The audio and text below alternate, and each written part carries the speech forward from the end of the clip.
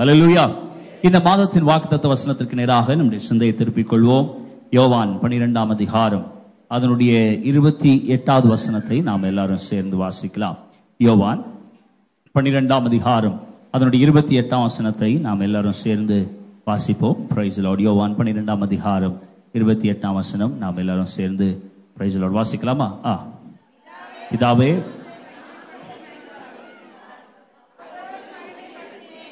இன்னும் மகிமைப்படுத்துவேன். சத்தம் உண்டாயிற்று. இன்னொரு மிசை கூட எல்லாரும் சேர்ந்து வாசிக்கலாமே? பிதாவே, உமது நாமத்தை மகிமைப்படுத்தும் என்றார். அப்பொழுது மகிமைப்படுத்தினேன், இன்னமும் மகிமைப்படுத்துவேன் என்கிற சத்தம் வானத்திலிருந்து உண்டாயிற்று. ஹல்லேலூயா, ஹல்லேலூயா. நம்மை மகிமைப்படுத்துகிற ஆண்டவர் இந்த ஆண்டில் நம்மோடு கூட இருக்கிறார்.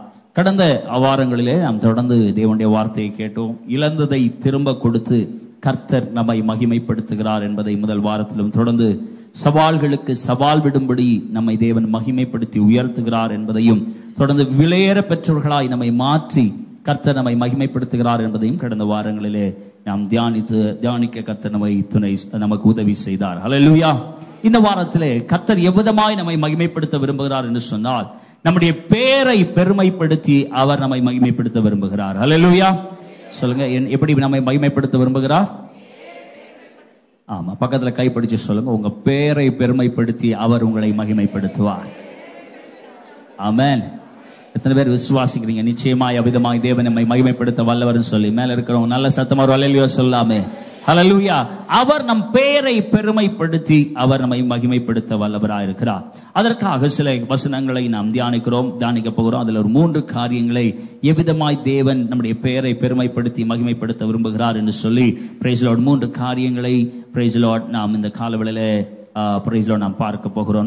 நம்முடைய பெயரை பெருமைப்படுத்தி மகிமைப்படுத்துவதற்கு சில சூழ்நிலைகள், சில சந்தர்ப்பங்கள் நம்முடைய வாழ்க்கையில அவசியமானதாக இருக்கிறது. ஒரு வேத பகுதியை வாசிக்கலாம். அப்போஸ்தலர் நடபடிகள் 28ஆம் அதிகாரம் அதனுடைய 1ஆம் வசனத்தை வாசிக்கலாம்.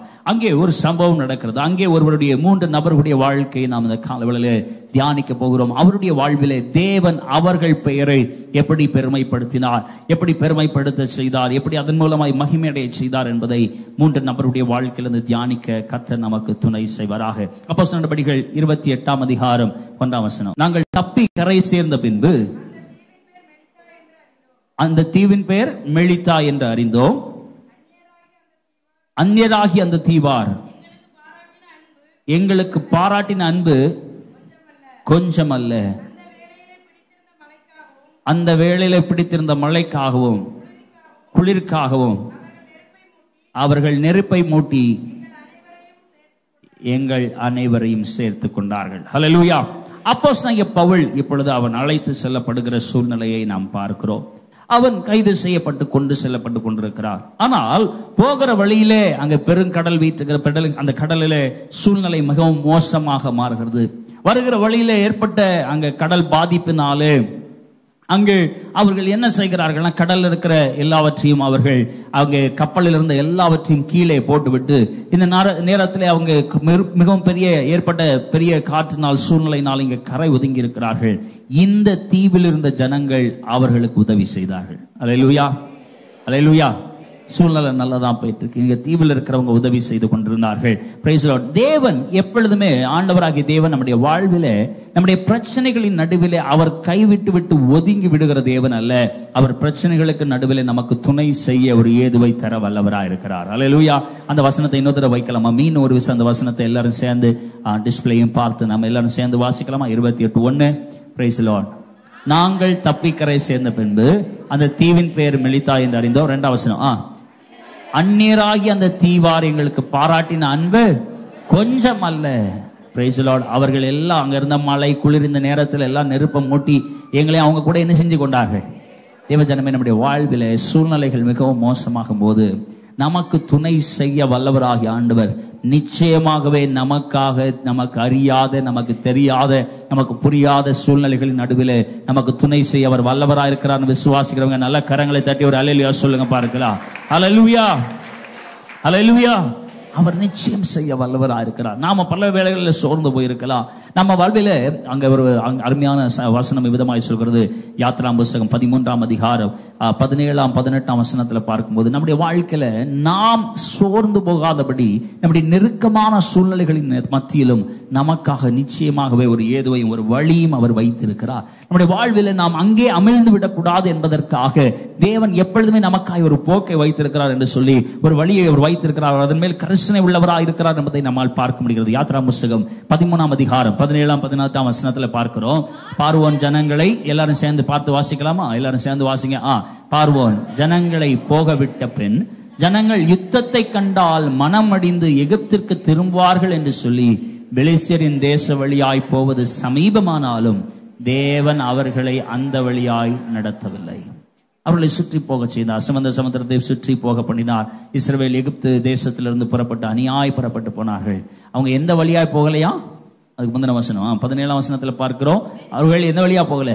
பெலிஸ்தியரின் வழியாக போகாமல் தேவன் அவர்களை சுற்றி போக பண்ணினார். காரணம், அவங்க இப்பதான் கிளம்புனாங்க. கிளம்புனோன்னு அடுத்த யுத்தமானு பார்த்து என்ன செஞ்சிடக்கூடாது? சொல்லுங்க, என்ன செஞ்சிடக்கூடாது? மனம் அடிவடைந்து விடக்கூடாது.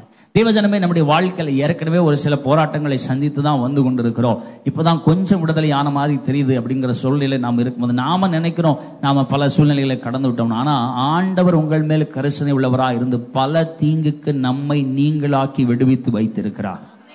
ஹல்லேலூயா, ஹல்லேலூயா, ஹல்லேலூயா. பல தீங்குகள் நம்முடைய வாழ்விலே காணாமற் போக செய்திருக்கிறார். சில விஷயங்களெல்லாம் நல்ல வேளை நம்ம மறந்துட்டோம். ஒருவேளை அது ஞாபகம் இருக்குமே, ஆனால் இன்னைக்கு நாம யாரையும் பார்த்து சந்தோஷம் அடைந்திருக்க கூட மாட்டோம். ஆமென். உதாரணத்துக்கு சொன்ன ஒரு தேவ மனிதர் விதமாய் ரொம்ப அழகா சொன்னார். ஒரு குழந்தை பெற்றெடுக்கப்படும் பொழுது அதுவரை நல்ல பத்திரமா அது தன்னுடைய தாயின் வயிற்றில் இருக்கிறது, பராமரிக்கப்படுகிறது. ஆனா வெளியில வர்ற சூழ்நிலையில ஒரு சுகப்பிரசவமா இருக்கும்போது அந்த குழந்தையினுடைய அழுகுரல் ஏன் அப்படி இருக்குன்னு பார்த்தா, அது கடந்து வரக்கூடிய பாதை நெருக்கமானதாக, அதுவரை சுகபத்திரமா இருந்த குழந்தை நெருக்கமான சூழ்நிலையில தான் அந்த பூமிக்கு வருகிறது. ஆனா அந்த குழந்தைக்கு ஒரு நாள் அது இதுல இருக்கிறது இல்லை, நினைவுல என்ன செய்யறது இல்லை. நல்ல வேளை ஆண்டவர் பல சூழ்நிலைகளை நம்மை மறக்க செய்திருக்கிறார், பல சூழ்நிலைகளை தாண்ட நமக்கு உதவி செய்திருக்கிறார். ஒருவேளை நாம அந்த பாதை ரொம்ப ஷார்ட்டா இருக்குன்னு யோசிச்சிருக்கலாம், இந்த பாதை நமக்கு லகுவா இருக்குன்னு யோசிச்சிருக்கலாம். ஆனா ஆண்டவர் சொல்றாரு, அந்த பாதையில போனா உனக்கு யுத்தம் நிறைய இருந்திருக்கும். யுத்தம் நிறைய இருந்தா நீ என்னைய பார்க்கறத விட்டுட்டு யாரை திரும்பி பார்த்திருப்ப? பக்கத்துல கை கொடுத்து கேளுங்க, எங்க பார்த்துக்கிட்டு இருக்கீங்க? ஏங்க ஏன் இவ்வளவு கஷ்டம், ஏன் இவ்வளவு தூரம் வர வேண்டியிருக்கு அப்படின்னு நீங்க ஒருவேளை கேட்டுக்கொண்டிருக்கலாம். தேவஜனமே, ஆண்டவர் உங்களை பொறுமையாக நிதானமாக ஒன்றும் புரியாத வனாந்திர பாதையில் நடத்தி கொண்டிருப்பது போல் இருக்கலாம். ஆனா ஆண்டவர் யோசிக்கிறார், இதுக்கப்புறம் இந்த லெவல் போதும் உனக்கு, இதை தாண்டி பிரச்சனைகளை கொடுத்தா நீ என்ன செய்ய மாட்ட. அவர் நம்முடைய நல்ல மேய்ப்பர். அவர் தன் ஆடுகளின் நிலைமையை நன்கு அறிந்து வைத்திருக்கிறார். நாம் யார் என்பது அவருக்கு தெரியும், நாம் இன்னான் என்பதை அவர் நன்கு அறிந்து வைத்திருக்கிறார். ஆகவே நம்முடைய சூழ்நிலைகளை அவர் ஏற்றவாறு நம்மை வழி நடத்த அவரே வல்லவராக போதுமானவராக இருக்கிறார். அந்த நல்ல தேவனை கரங்களை தட்டி மகிமைப்படுத்தலாமே. நீரே நல்லவர், நீர் போதுமானவர். ஹல்லேலூயா, ஹல்லேலூயா. சார், இங்க அப்போஸ்தலனாகிய பவுல் அங்க வரும்போது என்ன நடக்கிறது பாருங்க. 3ஆம் வசனத்துக்கு போகலாம், 28:3 போகலாம். அங்க என்ன நடந்து கொண்டிருக்கிறது பாருங்க. இப்படிப்பட்ட சூழ்நிலைகளை கடந்து வந்து கொண்டிருக்கிறார்கள். அங்கே நடக்கிற சம்பவம் என்னன்னு பாருங்க. 28:3. பவுல் சில விலைகளை வாரி அந்த நெருப்பின் மேல் போடுகையில் ஒரு விரியன் பாம்பு அனல் உரைத்து புறப்பட்டு அது அவனுடைய கைகளை இருக்கிறவங்க எல்லாம் உதவி செய்யறாங்களா, பாவம் எங்களுக்கு எல்லாரும் சேர்ந்து ரொம்ப கஷ்டப்பட்டு உதவி செஞ்சுட்டு இருக்காங்கன்னு பவுல் சும்மா உட்கார்ந்து இருந்த பவுலுக்கு நேரம் போல, சரி நாமளும் என்ன செய்வோம். ஆமா, எல்லாம் சொல்லுவாங்களே, எது உட்கார ஏதோ உளுந்த கதைன்னு சொல்லுவாங்க. என்னது காக்கா உட்கார? ஆமா, உளுந்து தரையில விழுந்தா பரவாயில்ல, எவன் தலையிலாவது விழுந்தாதா? அது மாதிரி சிலர் அவ்வளவு நேரம் நல்லதான் போயிட்டு கடைசியில சரி ஒரு உதவி செய்வோமேன்னு யாராவது என்ன செய்ய போவாங்க, உதவி செய்ய போய் அங்க வம்புல யார் மாட்டிக்குவாங்க? நீ உதவி செஞ்சதுனாலதான். நீ இதை கையை வைக்காம இருந்தா என்ன செஞ்சிருக்கோம், நல்லா இருந்திருக்கும்னு சிலர் சொல்லியிருப்பாங்க. அது போலதான் இங்க இவ பார்த்துக்கிட்டு இருந்தா எல்லாரும் உதவி செய்யறதை பார்த்தவன் இவனுக்கு ஒரு ஆசை, சரி பாவம் நம்மள என்ன செய்வோம். அந்த முந்தின அதிகாரத்துல வாசிச்சு பாத்தீங்கன்னா அங்க கிட்டத்தட்ட 206 பேர் இருந்தாங்க. அவன் கப்பல் அவனோடு பிரயாணித்தவர்கள் 206 பேர் வேடிக்கை பார்த்துருக்கும் போது பவுல் நினைச்சான், நம்மளும் வேடிக்கை பார்த்துனா நல்லா இருக்காது, நாம போய் என்ன செய்வோம், உங்களை மாதிரி அமைதலா இருக்கக்கூடாதுன்னு தான் அவன் உதவி செய்ய போனான். எனக்காவது கொஞ்சம் உதவி செய்யுங்க, நாம என்ன செய்யணும், நாம யாராவது உதவி தேவைப்பட்டால் நாம் என்ன செய்ய வேண்டும்? எங்க அது கூடவா சொல்ல மாட்டீங்க? கொஞ்சம் நல்லா சத்தமாக தான் எனக்கு உதவி செய்யுங்களேன். நாம் யாராவது உதவி தேவைப்பட்டால் நாம் என்ன செய்யணும்? நீங்க எல்லாரும் பரிசுத்தவான்களா இருக்கீங்க பொழுது. ஆண்டவர் ஒருவனை பார்த்து கேட்டார், நீங்கள் மற்றவனுக்கு நான் எனக்கு பிறன் யாருன்னு கேட்டா யார் தான் உங்களுக்கு பிறன்? யார் தாங்க உங்களுக்கு பிறனு? எனக்கு பிறன் யார் என்று ஒரு பெரிய அறிவாளி ஆண்டவராகிய இயேசுவை பார்த்து கேட்டான். இயேசு அவனுக்கு ஒரு பதில் சொன்னார். பதில் சொல்லிவிட்டு அவன்கிட்டயே கேள்வி கேட்டார், இவனுக்கு பிறன் யாருன்னு கேட்டார். அவன் ஒரு பதில் சொன்னான். அது என்னது? முதல்ல எனக்கு பிறன் யாருன்னு எனக்கு தெரியாது. அது என்ன கதையை கேட்குறீங்களோ எனக்கு தெரியல. உங்களுக்கு எல்லாம் தெரிஞ்ச கதை தான். நல்ல சமாரியன் கதை தெரியுமா? தெரியுமா? ஓ பரவாயில்ல, இப்போ கொஞ்சம் புரியுற மாதிரி இருக்கு. ஆமா, ஆனா அதுல அந்த கதை முக்கியம் இல்லை. அந்த கதைக்கே ஆண்டவர் ஒரு காரணத்தோட தான் அந்த கதை சொன்னாரு. அந்த கதைக்கு ஒரு காரணம் இருக்குது. என்னன்னா, அங்க இருந்த வேதம் அறிந்த ஒருவன் அங்க ஆண்டவரை பார்த்து ஒரு கேள்வி கேட்டான். எனக்கு பிறன் யாருன்னு தன்னை ஞானியாய் காண்பிக்க விரும்பி இயேசுவை பார்த்து கேட்டான். அப்ப இயேசு ஒரு கதை சொல்லிட்டு எல்லா கதையும் சொல்லி முடிச்சுட்டு கடைசியில இவனுக்கு உதவி செய்தவர்களை போல இவங்களுக்கு உதவி செய்தவர்களை இவனுக்கு யாரு பிறனாய் நடந்து கொண்டதுன்னு கேட்டாரு. அவனுக்கு யாரு பிறனாய் நடந்து கொண்டா? கதை தெரியாதனாலதான் நீங்க என்ன பார்க்கிறோம். ஒருவன் எருசலேமிலிருந்து எரிகோவை நோக்கி புறப்பட்டான். போகிற வழியிலே கல்லர் கையில் அகப்பட்டு, அப்பா பரவாயில்ல, உங்களுக்கு ஞாபகம் இருந்திருக்கு, இப்ப மாதிரி என்னை காப்பாத்துறீங்களான்னு பார்ப்போம். நீங்களாவது எனக்கு பிறனாய் நடந்து கொள்ளுங்கள். சரியா? லூக்கா 10ஆம் அதிகாரத்தில் இருக்கு. அவன் வஸ்திரத்தெல்லாம் உறிஞ்சு அவனை ரோட்ல போட்டாங்க. போட்ட வழியில நீங்க நிறைய பேர், நான் நினைக்கிறேன், ஒருவேளை அந்த கதை கேட்டதுனால நான் நல்ல சமாரியனா மாறவா இல்ல கழுதையா மாறவான்னு யோசிச்சுட்டு இருக்கீங்கன்னு நினைக்கிறேன். ஏன்னா நிறைய பேர் நான் கழுதையாய் மாறப் போகிறேன், 10 பேரை சுமந்து கொண்டு போறேன்னு யோசிப்பாங்க. சிலர் நான் நல்ல சமாரியனாய் மாறப் போறேன்னு யோசிப்பாங்க. அது கதைக்கு முக்கியம் இல்லை.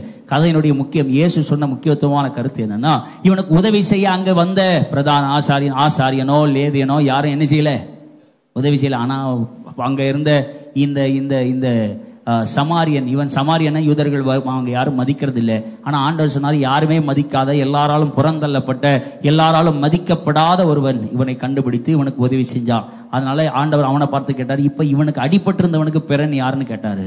அப்பதான் அவன் சொன்னான், ஆமா, அடிபட்டவனுக்கு உதவி செய்த அந்த சமாரியன் தான் எப்படி இருந்தான். இவ்வளவு நேரம் கதை கேட்டிருக்கீங்க. அவனுக்கு யார் தான் பிறனா இருந்தா? அந்த சமாரியன் பிறனா. ஆண்டவர் சொன்னாரு, உனக்கு உதவி தேவைப்படுகிற எல்லாருமே உனக்கு யார் தான்? சமாரியன் இல்லைங்க, உனக்கு பிறன். நல்ல வேலை, சமாரியனா மாத்திராதீங்க. உங்களுக்கு உதவி தேவைப்படுகிற எல்லாருமே யார் தான்? உங்களுக்கு பிறர், உங்களுக்கு அடுத்தவர்களாக இருக்கிறாங்க. இப்போ இவன் என்ன செய்கிறான்? தாங்க சூழ்நிலையை பார்க்கிறாங்க, சுற்றி இருக்கிறவங்களுக்கு உதவி தேவைப்படுகிறது. இவனும் நெருப்பு மூட்ட போகிறாங்க. மூட்ட போற நேரத்தில் என்ன நடக்கிறது? அங்கே ஒரு விரியன் பாம்பு அனல் உரைத்து புறப்பட்டு அங்க இருந்த சூட்ல, அது கம்புக்குள்ள இருந்த பாம்பு டக்குன்னு ஓவர் சூடானதுனால வெளியே ஓடி வந்தது. இவன் கைக்குள்ள என்ன செஞ்சிச்சு? இவன் கையை பிடிச்சு கொண்டது. இவன் கையை பிடித்த உடனே அவன் என்ன செய்கிறான் பாருங்க. அவன் உடனே அதுவும் என்ன செய்யல, கடிச்சது. அது கடிச்சது என்ன செய்யல, அது விடவே இல்லை. எல்லாரும் அந்த வசனத்தை சேர்ந்து வாசிப்போமா? விஷப்பூச்சி அவன் கையிலே தொங்குகிறதை அந்நீராகி அந்த தீவார் கண்டபோது, இந்த மனுஷன் கொலைபாதகம் தான், இதற்கு சந்தேகமே இல்லை. இவன் சமுத்திரத்துக்கு தப்பி வந்தும் பழியானது அவனை பிழைக்க ஒட்டவில்லை என்று தங்களுக்குள்ளே. ஆமா, அவங்க எல்லாம் சொன்னாங்க, ஏங்க இவன் நிச்சயமாவே ஜெயில சாவ வேண்டிய ஆளுதான், இவன் ஏதோ ரொம்ப பெரிய தப்பு பண்ணியிருக்கான். ஏன்னா பாருங்க, இவன் அங்க ஊர்ல இருந்து கிளம்பி வர்ற வழியில என்ன நடந்தது? கடல்ல பெரிய கொந்தளிப்பெல்லாம் வந்தது. அங்க சாவாம கட்டையெல்லாம் பிடிச்சு எங்க வந்து சேர்ந்துட்டாங்க? கடலுக்கு தப்பி இங்க வந்தா. இங்க வந்து கூட பாம்பு அவனை என்ன செய்யல. சில பேர் அப்படிதான் சொல்லிட்டு இருக்காங்க, அவங்களுக்கு புரியல. அந்த உங்க வாழ்க்கையில இருக்கிற சூழ்நிலைக்கு காரணம் நீங்க தான், உனக்கு வந்த பிரச்சனை காரணம் நீ தான். ஒரு பிரச்சனையில தப்பிச்சு, ஒண்ணுல தப்பிச்சு அடுத்ததுல என்ன செஞ்ச மாதிரி, ஆமா கடல்ல தப்பிச்சு இங்க மாட்டிக்கிட்டான்னு எல்லாரும் இவனை பார்த்து கொண்டிருந்தார்கள். அவன் நிச்சயமாக கொலைபாதகம் தான் சொல்லி அவங்க எல்லாரும் அவனுக்கு ரொம்ப எதிர்பார்த்து அவனுக்கு விரோதமாய் பேச தொடங்கினார்கள். தேவஜனமே, நம்முடைய ஆண்டவராகி தேவன் நம்ம கரிசனை உள்ளவர். அங்க என்ன நடக்குது பாருங்க. 5ஆம் வசனத்துல பார்க்கிறோம், அந்த பாம்பு அவனை விடவே இல்லை, அது பிடித்து கொண்டிருந்தது. உடனே அவன் என்ன செய்கிறான்? 5ஆம் வசனத்துல பார்க்கிறோம், அவன் அந்த எல்லாரும் சேர்ந்து வாசிக்கிறீங்களா? எனக்கு கொஞ்சம் உதவி செய்றீங்களா? எல்லாரும் சேர்ந்து அவன் அந்த பூச்சியை தீயிலே உதறி போட்டு ஒரு தீங்கும் அடையாதிருந்தான். ஹல்லேலூயா. எல்லாரும் அப்பதான் அவனுக்கு விமர்சனம் கொடுத்துட்டு இருந்தாங்க, கமெண்ட் அடிச்சிட்டு இருந்தாங்க. ஹலோ ஒப்பேராது, முடிஞ்சு போச்சு, கொஞ்சம் தப்பிச்சான்னு நினைச்சோம், அவனை நாங்களும் நினைச்சோம், தப்பிச்சான் போல் இருக்குன்னு நினைச்சோம். இல்ல இவன் தப்பிக்க வேண்டிய ஆளே இவன் தப்பிக்க வேண்டிய ஆளே இல்லை, இவன் கொலைபாதகம் தான், இவன் நிச்சயம் இங்க சாவான்னு சொல்லி எல்லாரும் அவனை பார்த்து கொண்டிருந்த போது அவன் என்ன செய்தானா, அந்த பூச்சியை அவன் உதறி போட்டான். அவனுடைய பார்வை அங்க அந்த இதை எழுதுகிற அந்த லூக்காவுடைய அந்த அந்த அந்த எழுத்து நுணுக்கத்தை பாருங்க. அதுக்கு முன்னாடி என்ன சொன்னா, விஷப்பாம்பு, அதுக்கு முன்னாடி நல்ல கொடிய பாம்புன்னா. ஆனா இங்க எழுதும் போது எப்படி எழுதுகிறான், ஒரு பூச்சை.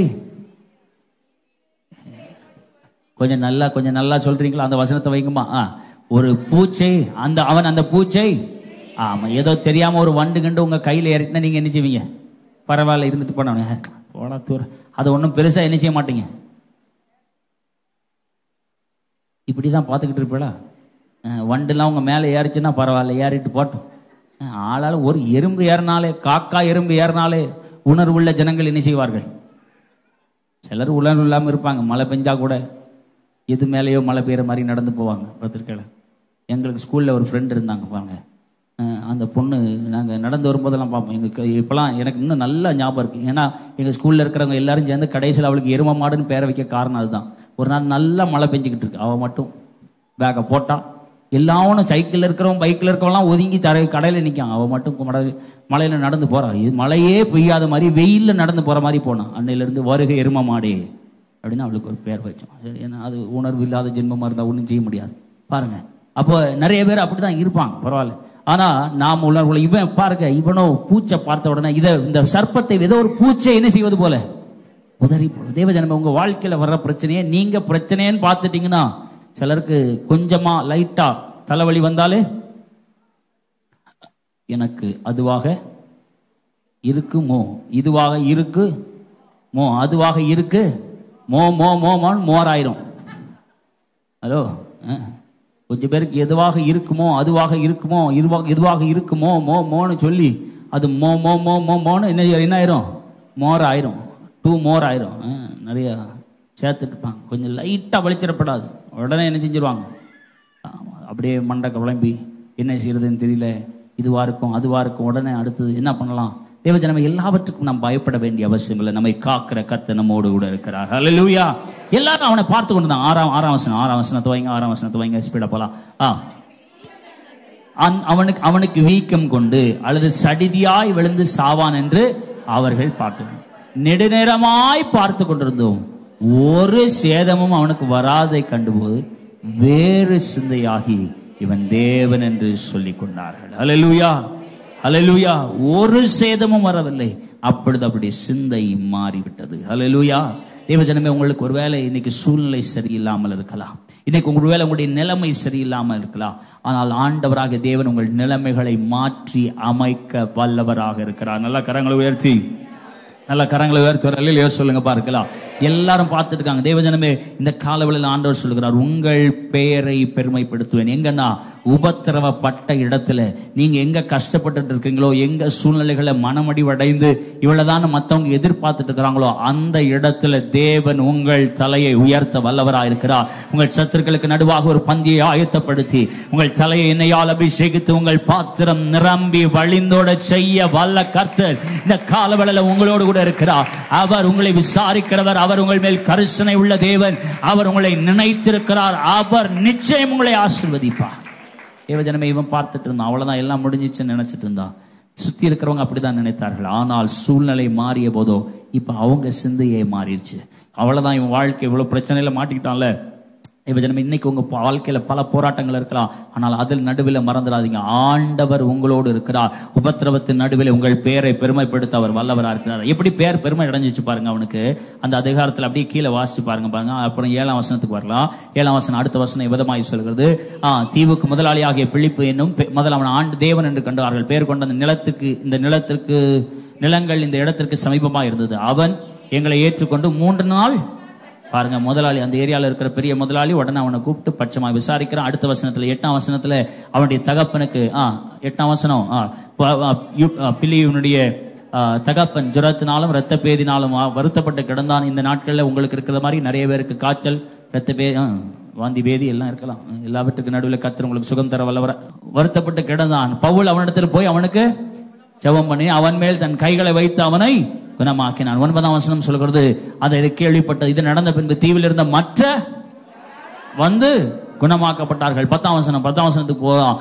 அவர்கள் எங்களுக்கு அநேக மரியாதை செய்து, நாங்கள் கப்பல் ஏறுவது எங்களுக்கு தேவையான எல்லாவற்றையும் ஏற்கனவே இழந்து ஒன்னும் இல்லாம நாங்களே கட்டையை பிடிச்சிட்டு தான் ஓரமா ஒதுங்கியிருக்கோம். ஆனா இந்த நேரத்துல ஆண்டவர் உங்களுக்கு துணை செய்ய வல்லவரா இருக்கிறார். நீங்க உபத்திரவப்பட்டு ஒன்னும் இல்லாம ஒரே ஒரு கம்பை பிடிச்சுதான் இப்ப ஓரமா வந்து ஒதுங்கி இருக்கு, கரை ஒதுங்கி இருக்கோம், ஏதோ தெரியாம இங்க தப்பி பிழைச்சு வந்திருக்கிறோம் அப்படி என்கிற உங்களுடைய வாழ்க்கையில் ஆண்டவர் சொல்லுகிறார், நீங்க சாவுங்கன்னு எதிர்பார்த்து கொண்டிருந்த அதே வேளையில உங்களுடைய வாழ்க்கை இதோடு முடிந்தது என்று எண்ணுகிற அதே வேளையில உங்களை மற்றவர்களுக்கு சுகம் கொடுக்கிற அங்க அற்புதத்தின் வழிகளாக ஏதுக்களாக மாற்றுகிற கர்த்தர் இந்த காலவேளையில உங்களோடு கூட இருக்கிறார். அவர் நீங்கள் உபத்திரவப்பட்ட இடத்துல உங்கள் பெயரை பெருமைப்படுத்த அவர் வல்லவராக போதுமானவராக இருக்கிறார். அவர் பெரிய காரியங்களை செய்ய வல்லவர். அவர் இந்த காலவேளையில உங்களுக்காய் அற்புதங்களை செய்ய வல்லவராக போதுமானவராக இருக்கிறார். ஹல்லேலூயா, ஹல்லேலூயா. எல்லாவற்றையும் இழந்திருந்த இடத்துல, உபத்திரவத்தின் நடுவில் உருகுலைந்திருக்கிற நேரத்தில், என் வாழ்க்கை இதோடு முடிந்தது என்று எண்ணுகிற நேரத்தில், இன்னொரு பிரச்சனைக்கு மேல பிரச்சனை அனுபவித்துக் கொண்டிருக்கிற என் நிலைமை இவ்வளவுதான் எண்ணுகிற அதே இடத்துல ஆண்டவர் சொல்லுகிறார், இந்த மகிமை நாண்டுல நீ உபத்திரவப்படுகிற இடத்துல உன் பெயரை நான் பெருமைப்படுத்துவேன். ஹல்லேலூயா, ஹல்லேலூயா. அது மாத்திரமல்ல, இன்னொரு இடத்துல இன்னொரு மனிதனுடைய வாழ்க்கையில பார்க்கலாம். Praise Lord. ஆதியாகம புத்தகம் 6ஆம் அதிகாரம் 13ஆம் வசனத்துல பார்க்கலாமா? அங்க ஒரு மனிதனை பற்றி சொல்லப்பட்டிருக்கு. அங்க ஒரு மனிதனுடைய வாழ்க்கையின் சம்பவத்தை நாம் வாசிக்கிறோம். Praise Lord.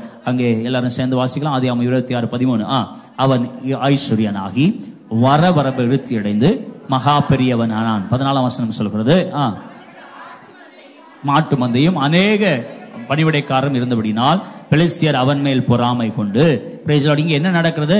பெலிஸ்தியர் அவன் மேல் என்ன செய்கிறார்கள்? பொறாமை கொள்கிறார். அவன் தகப்பனாகி ஆபிரகாமின் நாட்களில் வாசிங்க, அவனுடைய வேலைக்காரர் வெட்டின துறவுகளை எல்லாம் தூர்த்து மணினால் நிரப்பி போட்டார். தேவஜனமே, இங்க என்ன நடக்குது? இங்க ஒரு மனிதனுடைய வாழ்க்கை கொஞ்சம் நல்ல ஆசீர்வாதமா, கொஞ்சம் நல்ல சூழ்நிலை. முதல்ல ஒரு மனிதனை பார்த்தோம், பல உபத்திரவுக்கு நடுவில் ஆண்டவர் சொல்லார், உன் பெருமைப்படுத்துவேன்னு சொன்னார். இங்க ஒரு மனிதன் என்னுடைய வாழ்க்கையில இப்ப என் வாழ்க்கை நல்லதான் போயிட்டு இருக்கு, என் வாழ்க்கை கொஞ்சம் செட்டில் ஆகி இப்ப இங்கதான் செட்டில் ஆகி இப்ப கொஞ்சம் பெருசா எல்லாம் வந்துட்டு இருந்த உடனே ஜனங்கள் அவன் மேல் என்ன கொண்டார்கள்?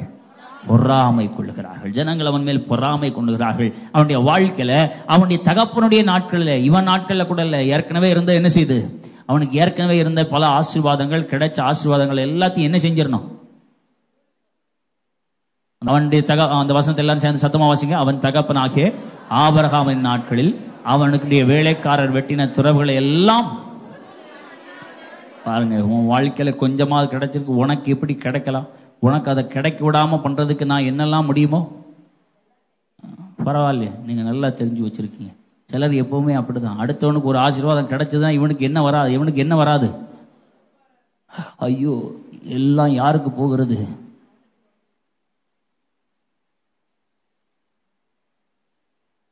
கொஞ்சம் பேர் அப்படிதான் தூக்கம் இல்லாமல் இருக்காங்க. அவனுக்கு என்ன இருக்கு, நான் படுத்தாலே எனக்கு என்ன வரமாட்டேங்குது, அவனை பார்த்தாலே, உன்னை பார்த்தாலே எனக்கு எப்படி இருக்கு பாருங்க. பரவாயில்லையே, உங்களுக்கு நிறைய பேர் தெரிஞ்சிருக்கு பொழுது, உங்களுக்கு அட்ரஸே கொடுக்க வேண்டாம் பொழுது. நிறைய பேருக்கு அவனை எனக்கு கண்டாலே உன்னை பார்த்தாலே எனக்கு என்ன செய்யல, எங்க உன்னை பார்க்கவே பிடிக்கலங்க, உன்னை பார்த்தாலே எனக்கு கபான்னு. பரவாயில்ல பரவாயில்ல, நீங்களாம் அட்ரஸ் தெரிஞ்ச ஆட்களை தான் இருக்கீங்க. சரி பாருங்க, உங்களை பார்த்தாலே எனக்கு பிடிக்கல, உங்களை பார்த்த நீ உனக்குன்னு எப்படி எல்லாம் இதெல்லாம் எப்படி உனக்கு பாருங்க. என்ன பிரதம் பண்ண வேண்டாம், நான் பாதி ஆரம்பிச்சா போதும், மீதியை ஊரை நீங்க முடிச்சிருவீங்க பாருங்க. அதனால சந்தோஷமா இருக்கு. பரவாயில்ல, எனக்கு உதவி செய்கிற என்னுடைய அடுத்தவர்கள் இங்க இருக்கிறபடினாலே பரவாயில்ல, கர்த்தருக்கு ஸ்தோத்திரம். ஹல்லேலூயா. சரி பரவாயில்ல. ஆமா, அதுக்காக அமைதியா இருங்க. என்ன, எனக்கு பிறனாய் நடந்து கொள்கள், கர்த்தர் உங்களை ஆசீர்வதிப்பார். சரி பரவாயில்ல. அப்ப நம்மளுக்கு சிலர் பாருங்க, ஒருத்தர் விதமாக சொன்னாரு. ஒருத்தர்கிட்ட கேட்டேன், அங்கிள், அவர் சாவு போற நிலைமையில் நல்ல வயசானவர் அந்த அவங்கள்ட்ட கேட்டேன், அங்கிள் நீங்க எல்லாத்தையும் உங்க பிள்ளைகளுக்கு பத்திரமா எழுதி கொடுத்துட்டீங்களான்னு கேட்டேன். அவர் சொன்னாரு, நான் போனதுக்கு அப்புறம் அவன் அடிச்சுட்டு செத்தா எனக்கு என்ன. பரவாயில்லையே, நல்ல அப்பனா இருக்கானே அப்படின்னு நினைச்சேன். பரவாயில்ல, சிலர் அப்படி இருக்காங்க. சரி பரவாயில்ல, அது எனக்கு ரொம்ப தெரிஞ்சவர் தான், பக்கத்துல தான் இருக்காரு, சொல்ல முடியாது, அட்ரஸ் சொல்ல முடியாது. பரவாயில்ல, இப்படி கொஞ்சம் பேர் இருக்காங்க. ஒருத்தர் ஒரு அம்மாட்ட போய் சொன்னேன், ஒரு அம்மா சொன்னாங்க, ஐயா எனக்காக ஜெபம் பண்ணுங்க, நான் என்ன என் வாழ்க்கையில நிம்மதியே இல்லைன்னுச்சு. சரி அப்போ எதுக்காக ஜெபம் பண்ணணும்னு, நான் நினைச்ச மாதிரி எல்லாம் நடக்கணும் பார்க்க. நான் சொன்னேன், கிளவி நீ சாவ போற, கிளவி நீ என்ன செய்ய போற, போறேன். ஆனா இந்த நேரத்திலேயாவது நல்லதா ஒண்ணு பண்ணு. அதுக்கு சாட்சி சாமுவேல் தான். இந்த நேரத்துல நல்லதா ஒண்ணு பண்ணிட்டு போ, எல்லாத்தையும் பிரிச்சு ஒழுங்கா என்ன செஞ்சுட்டு போ. அது சொல்லிச்சுனா முடியாது பார்த்து. அப்போ ஒரு அது ஜெபத்துல பயங்கர நாட்டம் உள்ள அம்மா. சரி, அது வேற பெரிய பாடு. சரி பரவாயில்ல. அப்போ ஒரு ஜெபிக்கிற வீராங்கனைக்கே என்ன செய்ய முடியல. அப்போ மற்றவனை கேட்க வேணும். அதை சொல்ல வரேன். சரி, இப்போ மற்றவனை கேட்க வேணும். அடுத்தவன் நல்லா இருக்கணும்னா இவங்களுக்கு என்ன வருது?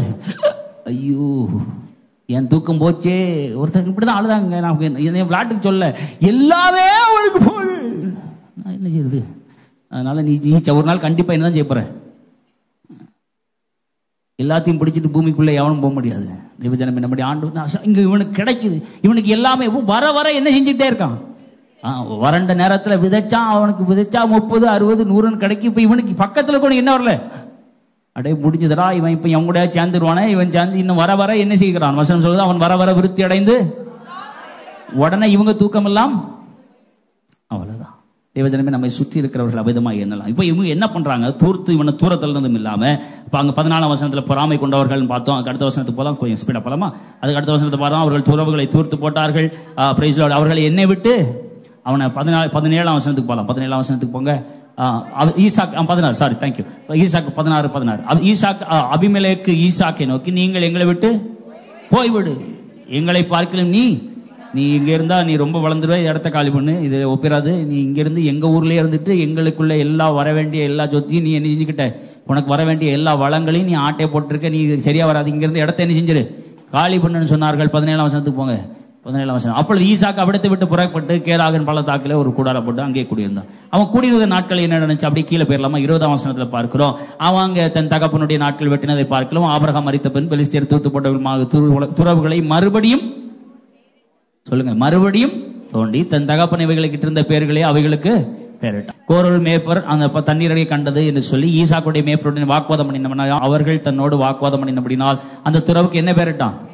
ஏசேக். முதல்ல துறவு போட்டுறான் ஏசேக். அடுத்தது 21ஆம் வசனத்துல ஒரு சித்னா. அடுத்தது அங்கேயும் சண்டை போட்டாங்க. அதுக்கப்புறம் அவன் அவ்விடம் விட்டு பெயர்ந்து போய் 22ஆம் வசனத்தை சேர்ந்து வாசிங்க. பின்பு அவ்விடம் விட்டு பெயர்ந்து போய் வேறொரு துறவை வெட்டினான். அதை குறித்து அவர்கள் வாக்குவாதம் பண்ணவில்லை. அப்பொழுது அவன் தான் பழுகும்படிக்கு இப்பொழுது கர்த்தர் நமக்கு இடம் உண்டாக்கினார் என்று சொல்லி அதற்கு ரெகபோத் என்று பெயரிட்டார். தேவஜனமே, மற்றவங்க உங்களை துரத்தலாம், உங்களை வேண்டான்னு யோசிக்கலாம். உன் வாழ்க்கையில உன் மூஞ்சில என்ன செஞ்சிடக்கூடாது. பரவாயில்ல, நீங்க அட்ரஸ் தெரிஞ்சு வச்சிருக்கீங்க. உன் மூஞ்சில என்ன செஞ்சிடக்கூடாது, விளைக்கூடாது. நீ இருந்தா நீ மட்டும்தான் வளருவீங்க. வாழ்க்கையில எனக்கு ஆசீர்வாதம் வராது. தேவஜனமே, ஆண்டவராகிய தேவன் அவர் யாருக்கு என்ன செய்ய வேண்டும் என்று அவர் அறிந்திருக்கிறாரோ அதை நிச்சயம் செய்வார். அவர்கள் எல்லாம் உங்களை உதறி தள்ளலாம். உங்க வாழ்க்கையில மண்ணெல்லாம் அள்ளி போட்டு உங்களை எப்படியாவது என்ன செஞ்சிடலாம். உங்களை மூடிட்டா எல்லாம் சரியா போயிடும். உங்களுக்கு வர வேண்டிய வழிகளை எல்லாத்தையும் அடைச்சிட்டா, அந்த வழியை அடைச்சாதான் அந்த வழியா தானே வருது, அந்த வழியை அடைச்சிரும், இந்த வழியா தானே வருது, இந்த வழியா அடைச்சிரும். உங்கள் வாசனையை கெடுத்து போடுவதற்கு மனதுடையவர்களா இருக்கலாம். உங்கள் வாழ்வின் ஆசீர்வாதத்திற்கான வழிகளை அடைத்து போடுவதற்கு அவர்கள் மனதுடையவர்களா இருக்கலாம். ஆனால் ஆண்டவர் நிச்சயமாக உங்களுக்கு ஒரு ரெகபோத்தை வைத்திருக்கிறார். நீங்க செய்யறதை நிப்பாட்டிக்கவே கூடாது. நீங்க என்ன செய்றீங்களோ, யார் மண்ணள்ளி போட்டாலும் சரி, யார் உங்களுக்கு விரோதமா என்ன செஞ்சாலும் சரி, எங்களை விட்டு ஓடி போன்னு சொன்னாலும் நீங்க செய்யறதை நிப்பாட்டிட்டீங்க, அன்னைக்கு முடிஞ்சது உங்க கதை. ஒரு நேரமும் செய்யறதை என்ன செஞ்சிடாதீங்க. நீங்க என்ன செய்றீங்களோ தோன்றதை தோண்டுங்க. மூடுனா அடுத்ததை தோண்டுவோம். பக்கத்துல திரும்பி சொல்லுங்க, என்னதை தோண்ட, அப்படியா சொல்ல சொன்ன. பக்கத்துல திரும்பி சொல்லுங்க. ஒன்ன மூடுனா நாம இன்னொன்னு திறப்போம், அதை மூடுனா அடுத்ததை திறப்போம். ஏற்கனவே டயர்டா தான் இருப்போம், பரவாயில்ல. ஆனாலும் என்ன செய்வோம், மூட மூட நாம் என்ன செஞ்சுக்கிட்டே இருப்போம். அப்புறம் அவனே ஒரு சில நேரம் டயர்டாகி போதும்பா, இதுக்கு மேலே இவன்கிட்ட போராடுறதுக்கு ஒன்றும் இவன் என்ன செஞ்சாலும் அடங்குற மாதிரி அவங்களே டயர்டாகி அவங்க வேலையை பார்த்துட்டு அவங்க போயிடுவாங்க. நம்ம வேலையை பார்த்துட்டு போனோம். என்ன நடக்கும்? 28ஆம் வசனம். 28ஆம் வசனம். 27ஆம் வசனத்துக்கு போங்க. 27ஆம் வசனத்துக்கு பாருங்க. 27. அப்பொழுது ஈசாக்கு அவர்களை நோக்கி, ஏன் என்னிடத்தில் வந்தீர்கள்? நீங்கள் என்னை பகைத்து என்னை உங்களை விட்டு இராதபடிக்கு எப்பா நீங்களாம் சேர்ந்தானப்பா போன்னு சொன்னீங்க, நான் கிளம்பி வந்துட்டேன். இப்போ இருக்குப்பா என்னைய தேடி வந்தீங்க. 28ஆம் வசனம். அப்பொழுது அவர்கள் சொல்றார், நிச்சயமாகவே கர்த்தர் எல்லாரும் சேர்ந்து நிச்சயமாகவே கர்த்தர் உம்மோடே கூட இருக்கிறார் என்று கண்டோம். ஆகையால் எங்களுக்கும் உமக்கும் ஒரு ஆணை ஏற்பாடு செய்ய வேண்டும் என்று நாங்கள் நிர்ணயிப்போம். இப்ப நாங்க ஒரு முடிவுக்கு வந்தோம், நல்லா இருப்பது, நம்ம 2 பேரும் சேர்ந்து ஒரு அக்ரிமெண்ட்டுக்குள்ள வந்துருவோம். இப்ப நம்ம உங்க கூட டிராவல் பண்ணாதான் எங்களுக்கு என்னது, ஒரு சீசன்ல நீ தான் எங்களுக்கு எதிரின்னு நினைச்சோம், இப்ப வேற வழியே இல்லை, உங்க கூட நாங்க அக்ரிமெண்ட்டுக்கு பக்கத்துல திரும்பி செய்யுங்க, அக்ரிமெண்ட் சைன் பண்ண ரெடியா இருக்கல. எப்படி இல்ல நீங்க அந்த நேரத்தில் நான் மூட போறேன்னு ஆரம்பிப்படா, நீங்க மூட போனீங்கன்னு ஆரம்பிச்சீங்கன்னா இருக்கதும் போகும், பாத்துக்கோங்க. எப்படி நாம எப்பவுமே ரெடியா இருக்கணும். ஆண்டவர் ஒருவேளை உங்களை உதாசீனப்படுத்தி உங்களை உதறி நீங்கள் சரியா வரமாட்டீங்கன்னு எதிர்பார்த்து உங்களை உதறி தள்ளினவர்கள் மத்தியிலே கர்த்தர் நிச்சயமாகவே உங்கள் பேரை பெருமைப்படுத்த வல்லவராக இருக்கிறார். ஹல்லேலூயா, ஹல்லேலூயா. நிச்சயமாகவே கர்த்தர் உங்கள் பேரை பெருமைப்படுத்த வல்லவராக இருக்கிறார். இன்னொரு நபருடைய வாழ்க்கையும் நம்ம பார்த்து குயிக்கா முடிக்க போகிறோம். முதல்ல சொன்ன அப்போஸ்தலன் பவுலுடைய வாழ்க்கையிலிருந்து பார்த்தோம். என்ன பார்த்தோம்? பவுலை பத்தி தான் பார்த்தோம். அவருடைய வாழ்க்கையிலிருந்து என்ன கற்றுக்கொண்டோம்? Praise Lord. உங்கள் உபத்திரவப்பட்ட இடத்திலே கர்த்தர் உங்கள் பெயரை பெருமைப்படுத்துவார். இரண்டாவது இங்கே யோசேப்புடைய ஈசாக்குடைய வாழ்க்கையில பார்த்தோம். உதறி தள்ளப்பட்டவர்கள் மத்தியிலே, உதறி தள்ளினவர்கள் மத்தியிலே கர்த்தர் உங்கள் பெயரை பெருமைப்படுத்துவார். அது மாத்திரமல்ல, கடைசியா ஒரு முறை யோசேப்பை பற்றி பார்ப்போம். ஆதியாகமம் 40ஆம் அதிகாரம் 14ஆம் 15ஆம் வசனத்துல பார்க்கிறோம். யோசேப்பு அங்கே பானபாத்திரக்காரனுக்கோ அங்கே சுயம்பாகிக்கும் அவன் சொல்லுகிறான், விளக்கம் சொல்லுகிறான். அவங்களுடைய கண்ட சொப்பனத்தை பார்த்து அந்த வேத பகுதி எடுத்து வச்சுங்க. ஆதியாகமம் 40ஆம் அதிகாரம் 14-15 அங்க நாம் பார்க்கிறோம். அவன் அர்த்தம் சொல்லி அவன் சொல்லுகிறான், பானபாத்திரக்காரனை பார்த்து, நீ நிச்சயம் ஆண்டவர் உன்னை காப்பாற்றுவார், அப்படி நீ விடுதலை ஆகும் போது, கீழே ஒரு அழகாக ஒரு வார்த்தை சொல்றா, நீ வாழ்வடைந்து இருக்கும் போது, நீ நல்லா இருக்கும் போது என்ன செஞ்சுக்க, என்னை நினைச்சு என் மேல் தயவு வைத்து, நான் இங்க தப்பாதான்ப்பா இந்த பிரச்சனையில மாட்டிருக்கிறேன், தயவு செய்து பார்வோனுக்கு சொல்லி எனக்கு உதவி செய்யன்னு சொன்னான். தேவஜனமே, இன்னைக்கு உங்களுக்கு நிறைய நபர்கள் தெரியலாம், ஆனா அந்த நபர்கள் உங்களுக்கு உதவி செய்ய முடியும். ஆனா இன்னைக்கு உதவி செய்யாம என்ன செய்யலாம், இருக்கலாம். அவன் இன்னைக்கு உதவி செய்யாம இருக்கிறாங்கிறதுக்காக நாளைக்கு அவனிடத்துல இருந்து உதவி வராதுன்னு நீங்க என்ன செஞ்சிடாதீங்க, முடிவு பண்ணிடாதீங்க.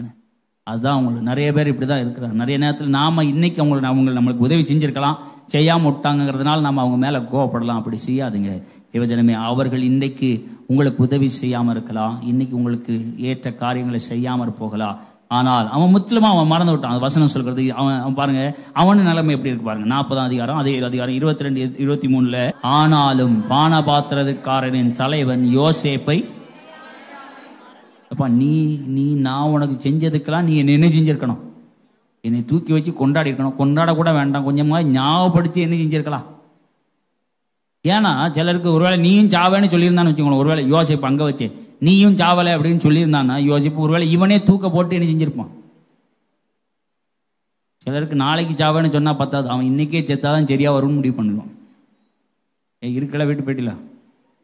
சிலர் வாழ்க்கையில் இருக்கிற பிரச்சனையெல்லாம் பார்த்தோன்னா அவன் நாளைக்கு சாவ வேண்டாம், எப்ப அவனுக்கு சாவு இன்னொரு 1 வாரத்துல வரும்னா எதுக்கு 1 வாரம் கழிச்சு சாவணும், நான் இன்னைக்கே செத்திருக்க வேண்டிய ஆள் தான். ஆனா அவனுக்கு அவர் நம்பிக்கையை கொடுத்து உன் வாழ்க்கை நிச்சயமா நல்லா இருக்கும்னு சொல்லி இவனை தைரியப்படுத்தி இவனை நல்லா வச்சு இவனை அனுப்பி வச்சா, இவன் அங்க போனவன்னு என்ன செய்தான், அவன் ரொம்ப அழகா சொல்லியிருக்கான். அவனை நினையாது என்ன செய்து போனான், மறந்து போனான். ஆனா மறந்து போன நேரத்துல ஆனா இங்க மறந்து போயிருக்கிறான் 40ஆம் அதிகாரத்துல. ஆனா 41ஆம் அதிகாரத்துல 9ஆம் வசனத்தை வாசிங்க. 41:9 என்ன சொல்லப்பட்டிருக்கிறது, அங்கே அப்பொழுது பானபாத்திரக்காரனின் தலைவன் பார்வோனை நோக்கி, நான் செய்த குற்றம் இன்றுதான் எனக்கு நினைவில் வந்தது.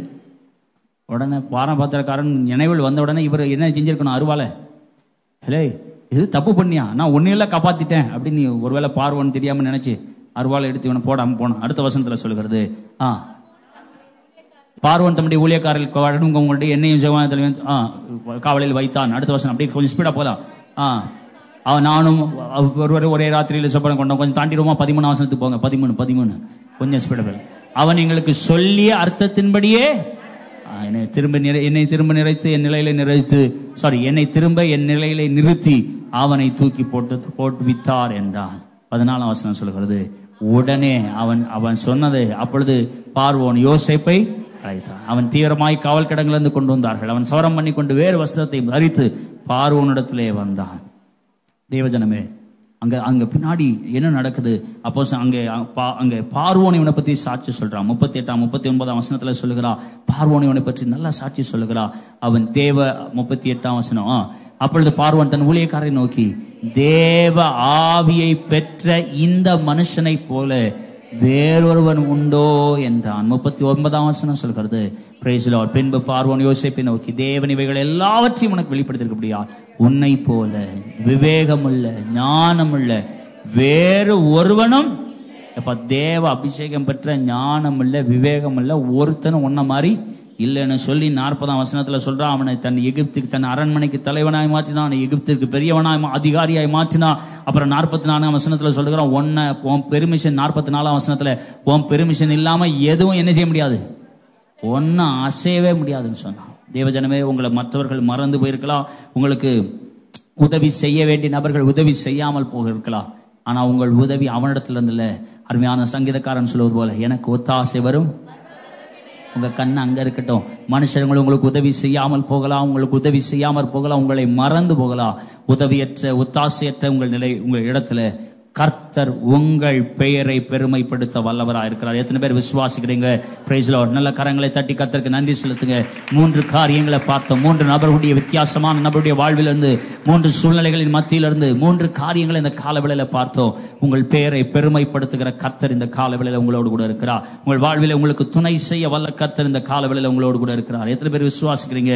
என் வாழ்க்கையில எனக்கு துணை செய்ய வல்லவர் என்னோடு உண்டுன்னு சொல்லி விசுவாசிக்கிறவங்க நல்ல அப்படி எழுந்து நிற்போமா? நம்ம வாழ்க்கையில் நமக்கு துணை செய்ய வல்ல கர்த்தர் நம்மோடு கூட உண்டு. 3 காரியங்களை பார்த்தோம். அப்போஸ்தலனாகிய பவுலுடைய வாழ்க்கையில இருந்து பார்த்தோம். அவங்களுடைய வாழ்க்கையில இருந்து என்ன கற்றுக்கொண்டோம்?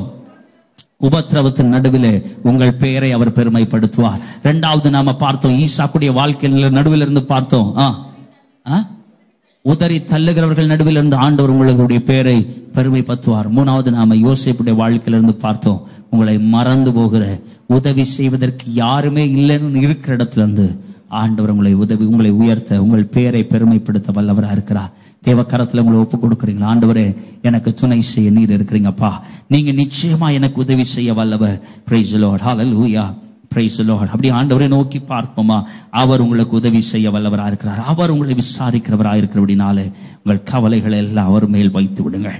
அவர் பார்த்து கொள்ள வல்லவராக இருக்கிறார். Thank you Jesus. Hallelujah Lord. எனக்கு யாருண்டு கலங்கின நேரத்தில் உம் கரம் என்னை நடத்தியதே. எனக்கு யாருண்டு கலங்கின நேரத்தில் உம் கரம் என்னை நடத்தியதே. உடைத்தீ உருவாக்கி சிருஷ்டித்தீ சீர்படுத்தினீ புதிதாக்கினீ பிரியாதிருந்தீர். எனக்கு யாருண்டு கலங்கின நேரத்திலும் கரம் என்னை நடத்தியதே. எனக்கு யாருண்டு கலங்கின நேரத்திலும் கரம் என்னை நடத்தியதே.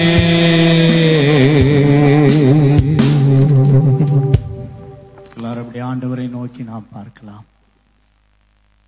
கேட்ட நல்ல வார்த்தைகளின்படி நம்முடைய வாழ்க்கையிலே இந்த மகிமையின் ஆண்டிலே அவர் நம்முடைய பெயரை பெருமைப்படுத்தி அவர் நம்மை மகிமைப்படுத்துகிற நல்ல தேவனாயிருக்கிறார். நாம் கடந்து போகிற உபத்திரவத்தின் பாதையிலே, மற்றவர்கள் நம்மை உதறி தள்ளுகிற நேரங்களிலே,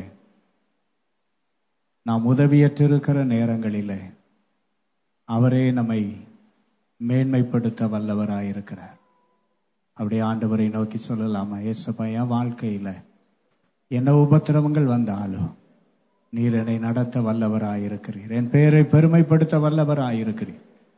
பக்தனாகிய ஆபிரகாமுக்கு கொடுத்த வாக்கு தத்தத்தை அவர் நமக்கு நிறைவேற்றி முடிக்க வல்லவராயிருக்கிறார். அன்பின் தகப்பனே, இந்த நல்ல நாளுக்காக நன்றியோடு துதிக்கிறோம்.